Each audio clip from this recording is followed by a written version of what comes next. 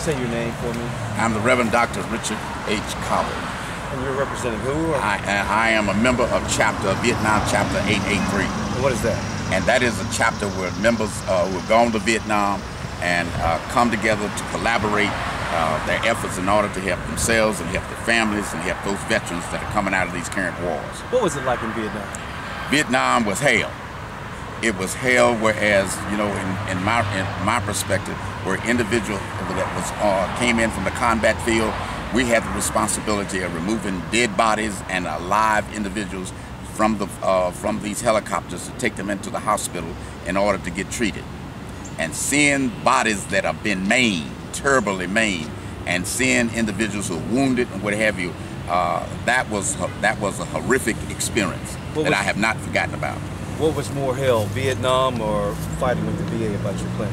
Well, that might be a questionable debate, because it seems like we suffer, and I'm not the only one that suffered because of Agent Orange.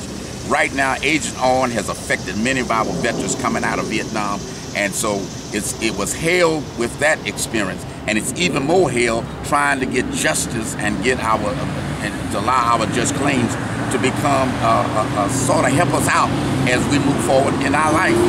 Do you recall being in Vietnam and just being out there not knowing that you were exposed to this chemical?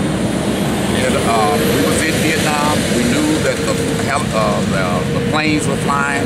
We knew that the trucks was coming through our area. This chemical was being sprayed, but we did not know about the chemical. We did not know the effects of the chemical. All we know, we participated in the area where this Agent Orange was sprayed upon us. Now I started feeling the effect before I came out of the Army. I filed a claim on my case in 1978, filed another claim in 1982, and filed a third claim in 2010, and still not getting full justification for the claims that I filed. What happened the first time you filed? The first time, the claim was turned down. Second time? The second time, it was turned down. And only in 2010 that they gave me some ratification, but in the meantime, I want a hearing before a board to determine exactly what I am due. The reason I'm concerned is that we got veterans coming out of Afghanistan, we got veterans coming out of Iraq, and these people are talking out of both sides of their mouths that for the veterans, they support the veterans, but when the veterans come to get treatment from this regional office as they are doing now, we are very frightened about the kind of results they're going to get. I mean, how does it make you feel to have to wait so long for justification? I mean, it's been a while. It's frustrating. And most anger. In fact, one of the areas I've been is post-traumatic stress. Post-traumatic stress makes me angry. It makes me want to do something. Whereas these individuals, veterans, should not be treated. We went and put our lives on the line. Veterans are going down to the Afghanistan war, the Iraqi war, and they're putting their lives on the line, and the people are sitting back, allow the Veterans Administration to get away with this. The President of the United States is basically in charge of the Veterans Administration. The Veterans Administration comes directly under the President of the United States. And our Congress, the do-nothing Congress that we have today, are not listening to the veterans, and we want to be able to change that. So what is it that they finally adjudicated in your case? They finally adjudicated in certain areas like post-traumatic stress, 10%.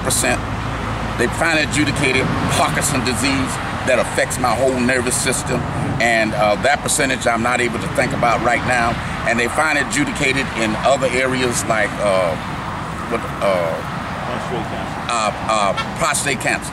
So what are you looking for now? What I'm looking for, a hearing. I'm looking for the hearing. Now there's an appeal, right? There's an appeal in. And I'm looking for them to give me the opportunity to go before the board to get justification. It seems like... What is justification? Justification is get our full, with all those ailments like I have. Oh, you have other ailments? I have other ailments. And to get full justification on those ailments, that 100% would be given on each one of those ailments. And that would give me full justification.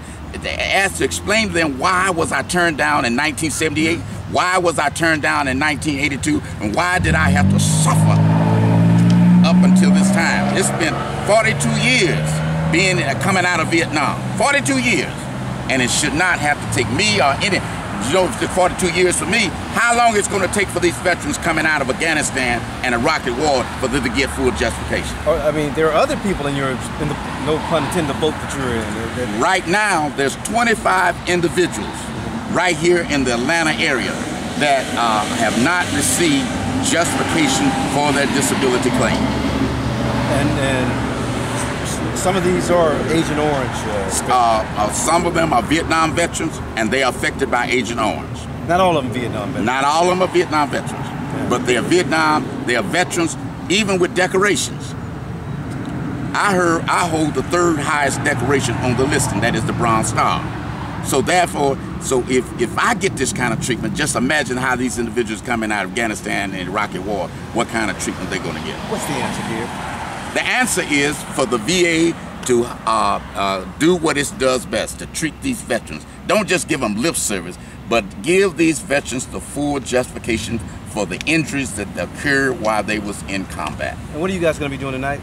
We're going to be holding a voters rally, Vietnam rally, assembling the Vietnam veterans, not just Vietnam veterans, but veterans from all over, to come to Omega Holiness Church at 621 Memorial Drive to have a rally and talk about how we're going to deal with this issue. All right, thank you.